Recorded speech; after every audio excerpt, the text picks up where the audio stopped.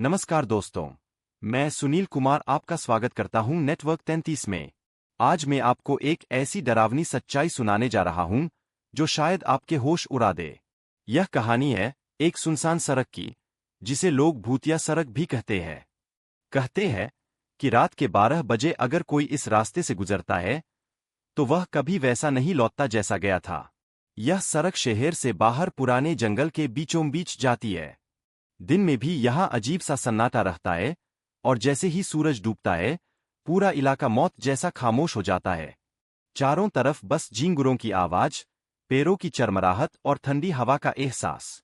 गांव के लोग आज भी मानते हैं कि इस सड़क पर एक अधूरी बारात की आत्माएं भटकती है।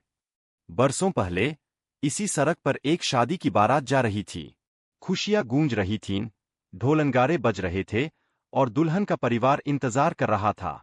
लेकिन किस्मत को कुछ और ही मंजूर था। तेज रफ्तार ट्रक ने पूरी बारात को कुचल दिया। चीख पुकार, खून और मौत का मंजर ऐसा था कि लोग महीनों तक उस जगह से नहीं गुजरे। कहते हैं कि उस रात के बाद से यह सड़क कभी सामान्य नहीं रही। कई लोग दावा करते हैं कि उन्होंने आधी रात को इस सड़क पर लाल जोरे में एक दुल्हन को खड़ा देखा है। उसका चेहरा घूंघट में छुपा होता है और वह हाथ हिलाकर राहगीरों को रोकने की कोशिश करती है। जो लोग उसके पास जाते हैं वे उसके जले और खून से लथपथ चेहरे को देखकर दहशत में चीख उठते हैं।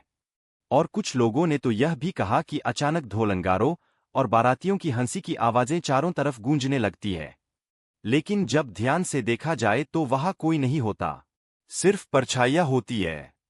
एक युवक की कहानी तो सबसे ज्यादा डरावनी है। वह देर रात ऑफिस से लौट रहा था और मजबूरी में उसे इसी रास्ते से गुजरना पड़ा। सड़क पूरी तरह अंधेरी थी, बस चांद की हल्की रोशनी कभी कभार बादलों से झांक रही थी।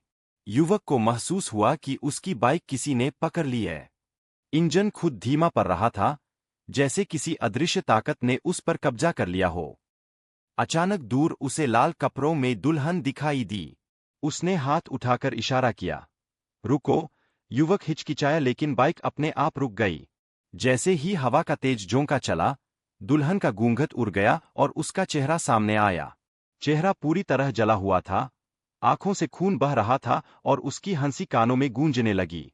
युवक ने घबराकर बाइक स्टार्ट करने की कोशिश की, लेकिन इंजन बंद हो चुका था। तभी चारों ओर से ढोलक और शहनाई की आवाजें आने लगीं, जैसे कोई बारात पास आ रही हो।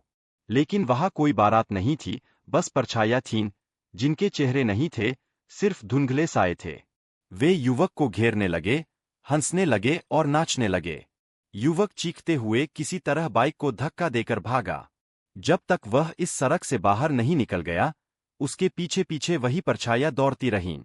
सुबह जब उसने गांव के बुजुर्गों को यह बात बताई तो उन्होंने कहा, बेटा, तू भाग्यशाली है कि तू जिंदा लौट आया। इस सड़क से वापस लौटना हर किसी के नसीब में नहीं होता।